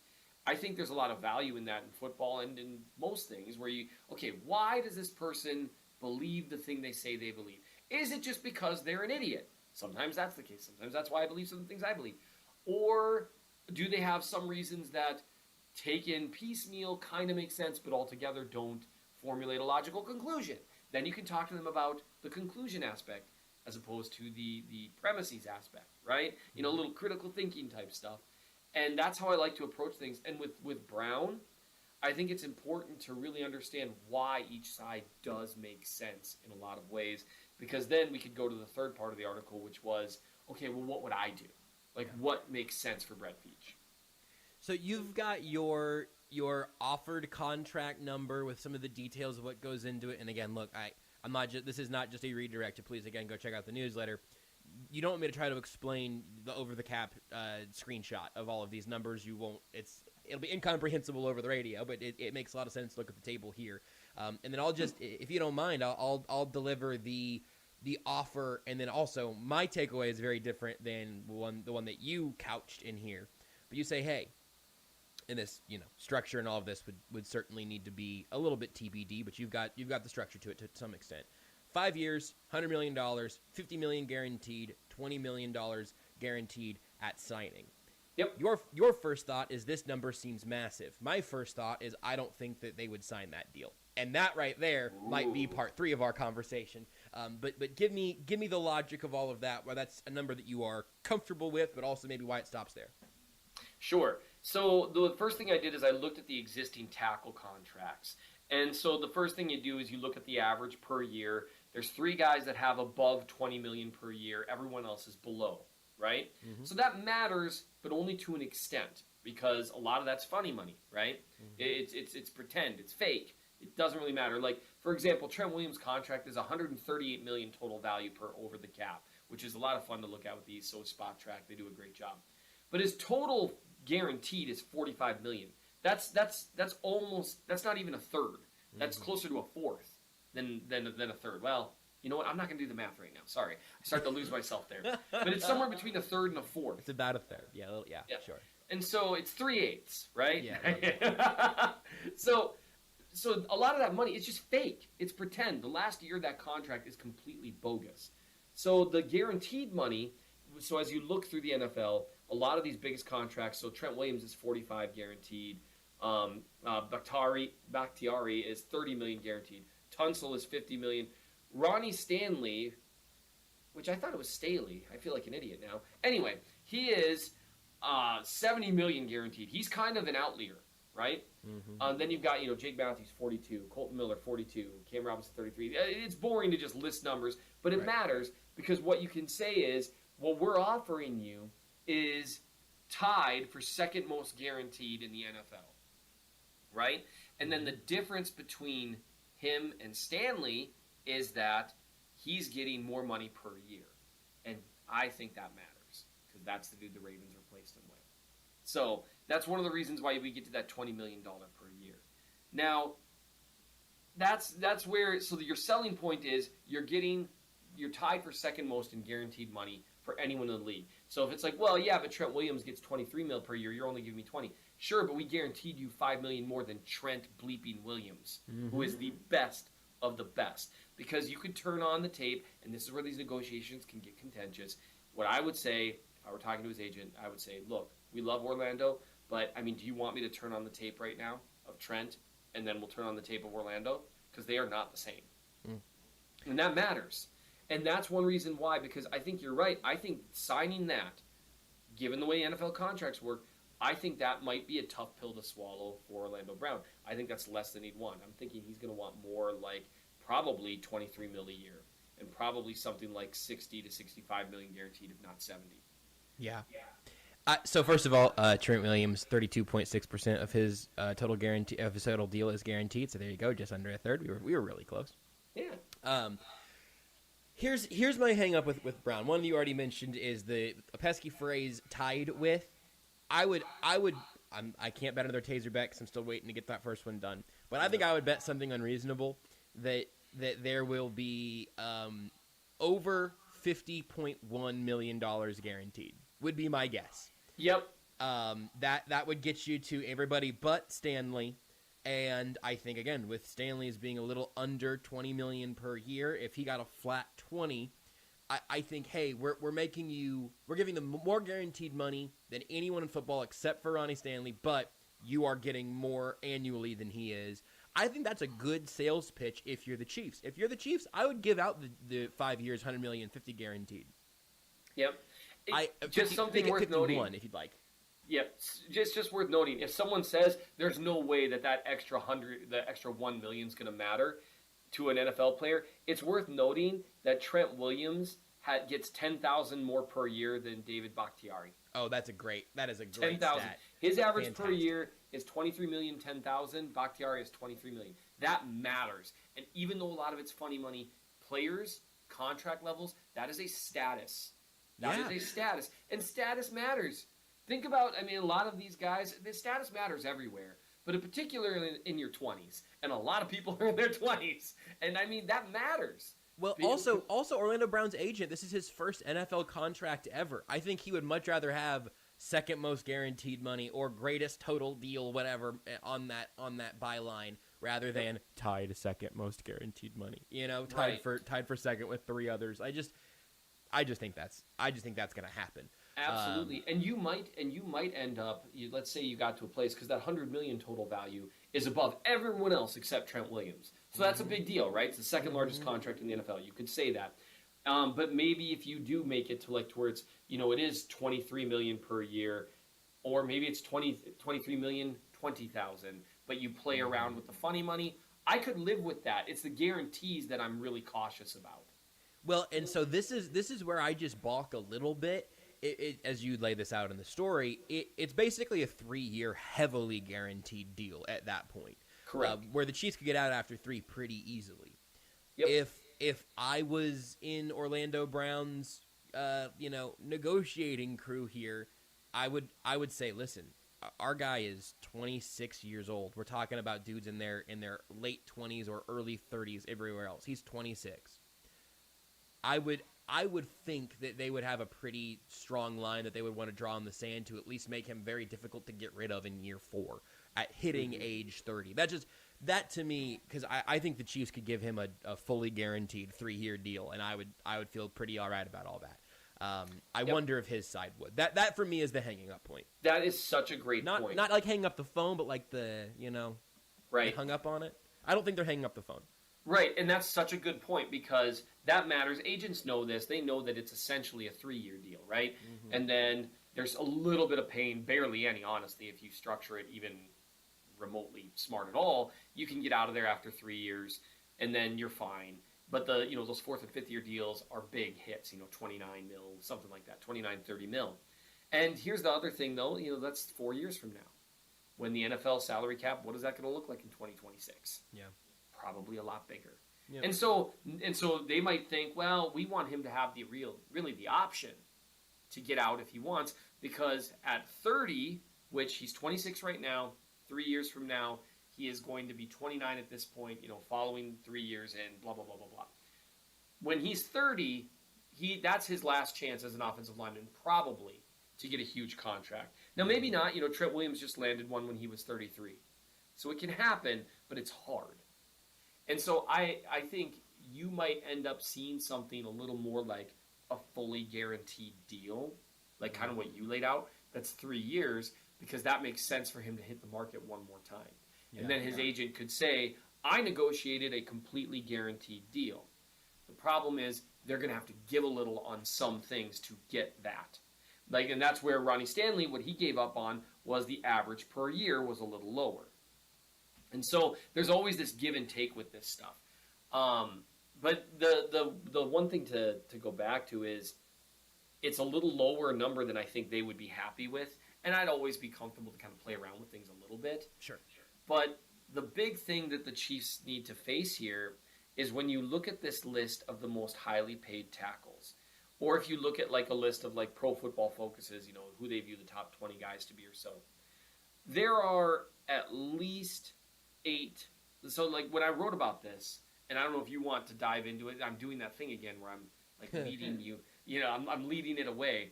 But I mean, there are a lot of guys that I would say are definitively better players. Not a ton, but enough that are definitively, when healthy, better players than Brown as of right now. Well, so this is a little bit on that line, and also we've gone long already, and so I don't want to keep you for as long as I would need to get to the bottom of this fully.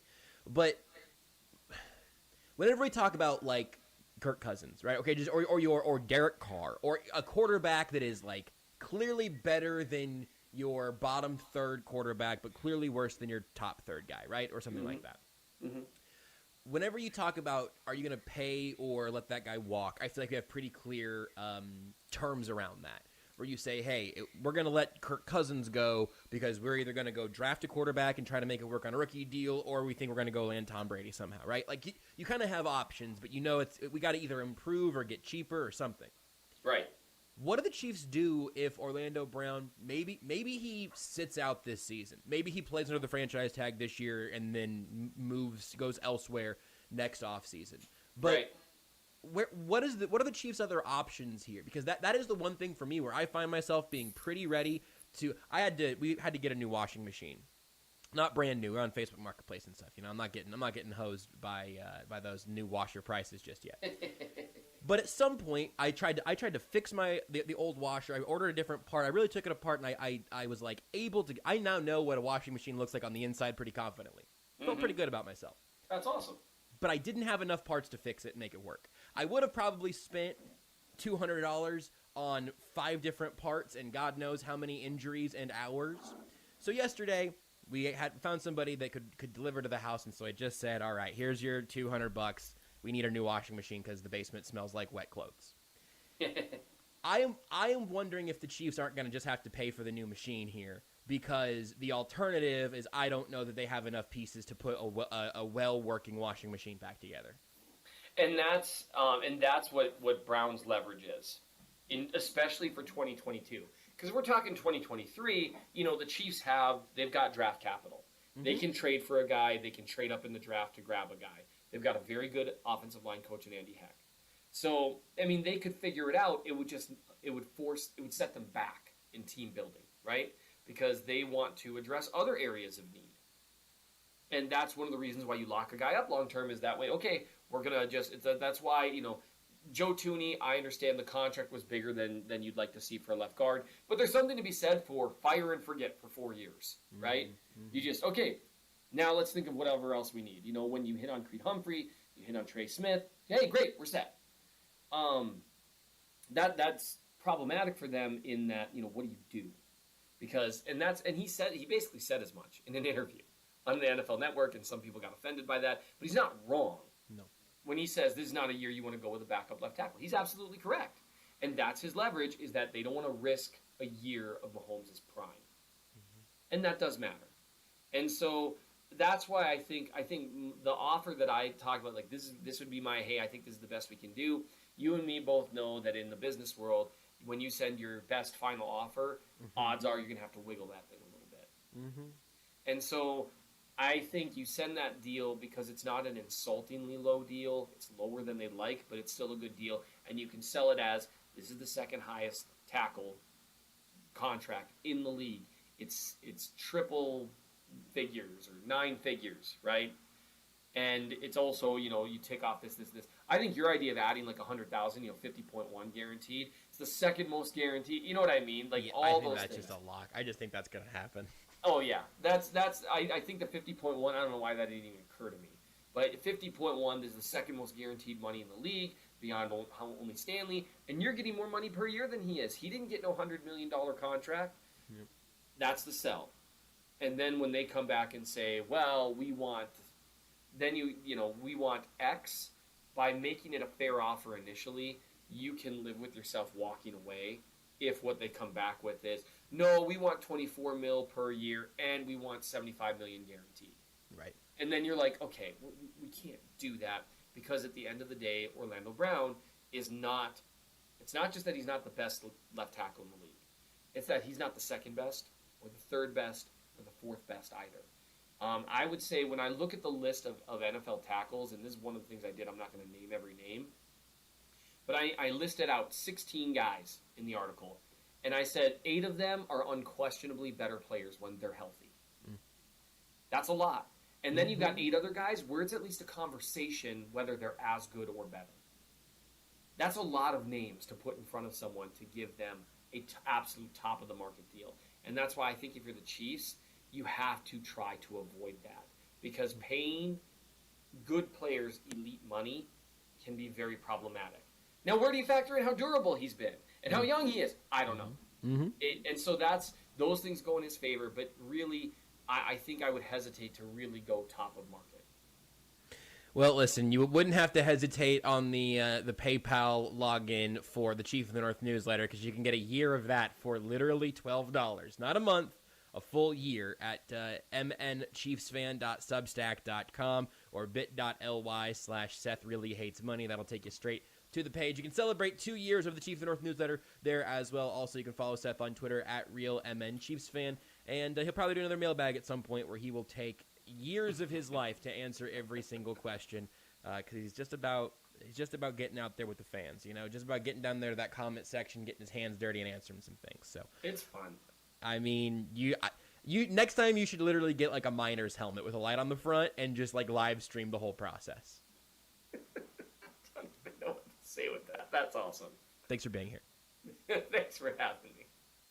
Take the show with you wherever you go. Listen live on the Sports Radio 810 mobile app and 810WHB.com. Hey, Kansas City, Stephen St. John here from our friends at Window Nation. You've seen it. Home prices keep on rising, which means the more improvements you make in your home now, the better the return on your investment. And I'm telling you, new windows from Window Nation is one of the best things you can do, especially now. During summertime, demand is down, so Window Nation can make this incredible offer. Get 2 free windows for every 2 you buy. Plus, put no money down, make no payments, and pay no interest for 2 full years. Your home will be more attractive, more energy efficient, so your bills will go down. You extend the life of your cooling and heating systems, and you're just plain more comfortable all year round. Window Nation is the best choice. They've installed over 1 million quality windows, with 96% requiring no follow-up service. Call 866-90-NATION now, or go to windownation.com for a free in-home estimate or online quote. Call today and tell them Stephen St. John sent you, 866-90-NATION, or go to windownation.com. Want to work for an organization with industry-leading benefits? UPS is hosting open hiring events on Tuesdays from 10 a.m. to 2 p.m. at our Lenexa facility. Part-time positions available in multiple locations with weekly bonuses, tuition assistance, career opportunities, and a variety of shift times available. Apply online at upsjobs.com. That's upsjobs.com. UPS is an equal opportunity employer. Swim, bike, run. It's time to register for the Matt Mason Memorial Cowboy Up Triathlon on August 7th at Smithville Lake. It's the most patriotic triathlon in the Midwest and a great way to test yourself on a relatively easy course. Not into triathlon, you can still volunteer or donate and be part of this wonderful event that recognizes all those heroes that made the ultimate sacrifice. It's the Matt Mason Memorial Cowboy Up Triathlon, August 7th at Smithville Lake. Go to cowboyuptriathlon.com and register today. It's the first day of the first grade, and she found a new best friend. It's a laid-back Sunday afternoon, you wish would never end. The homemade taste of Bluebell and good friends gathered round. The good old days are being made right now. Our Cookie Two-Step Ice Cream is a creamy vanilla ice cream with hints of brown sugar, chunks of chocolate cream-filled cookies, and tasty chocolate chip cookie dough pieces. Cookie Two-Step has everybody's taste buds two-stepping, and 1 and 2. The good old days are being made right now. The good old days are being made right now. Look for Bluebell Ice Cream at all Price Chopper supermarkets and McKeever's markets. Whether you're looking for energy savings or updating your home office or man cave, One Stop Decorating is the place for beautiful energy-efficient window coverings. One Stop Decorating offers free in-home or virtual consultations, or you can come into one of their 3 beautiful showrooms to see all the window coverings in their Hunter Douglas galleries. Ask about smart shades that can be controlled by Google, Alexa, and HomeKit. 913-270-0408, 913-270-0408, or onestopdecorating.com. Your home, your windows, your style. Hey, Kansas City, Stephen St. John here. Are you ready to transform your existing concrete floor with custom floor coatings? The crew at Polymagic just finished my garage, and it's truly night and day. With over 100 color combinations available, they can apply to your garage, pool areas, patios, and porches, allowing for a multi-purpose space, 10 times more durable than epoxy. Call Tom and Vince at Polymagic to ask for a free estimate and the SSJ special, 816-765-4800, or visit polymagic.net.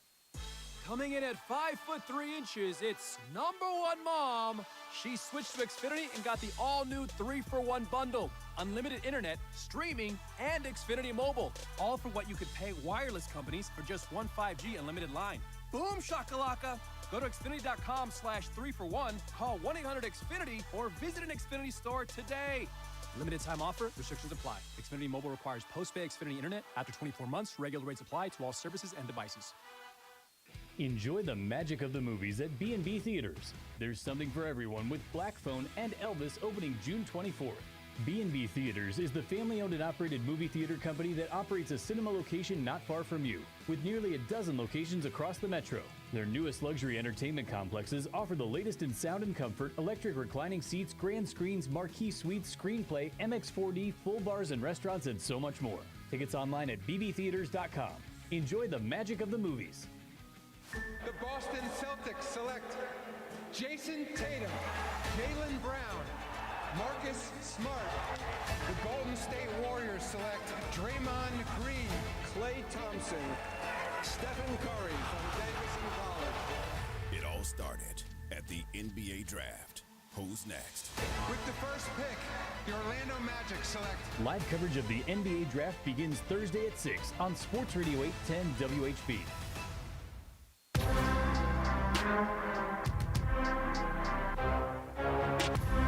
This is Almost Entirely Sports with Joshua Brisco. All right, we're doing this show live from the bottom of a swimming pool, and oh man, the chlorine levels are perfect in here. I'm Joshua Brisco. On Sports Radio 810 WHB.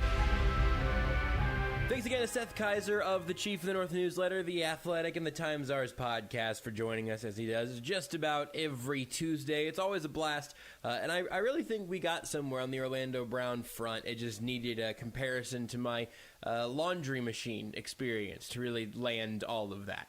Also, this Seth Keysor Tuesday is the AES one and done of the week. Tomorrow night, you'll have Sporting Kansas City in the U.S. Open Cup tomorrow here on Sports Radio 810 WHB. Then the NBA draft is on Thursday, and then Game 5 of the NHL Stanley Cup Final will be on the air on Friday. You want to hear Game 4 of the final. That'll be on ESPN Kansas City tomorrow night over on 1510 AM, 94.5 FM. But yes, just the one AES, and with the NBA draft just around the corner, it makes it a very, very big day for a whole lot of collegiate athletes making their way to the professional ranks. Obviously, we're expecting to hear Ochai Agbaji and Christian Brown both named at some point.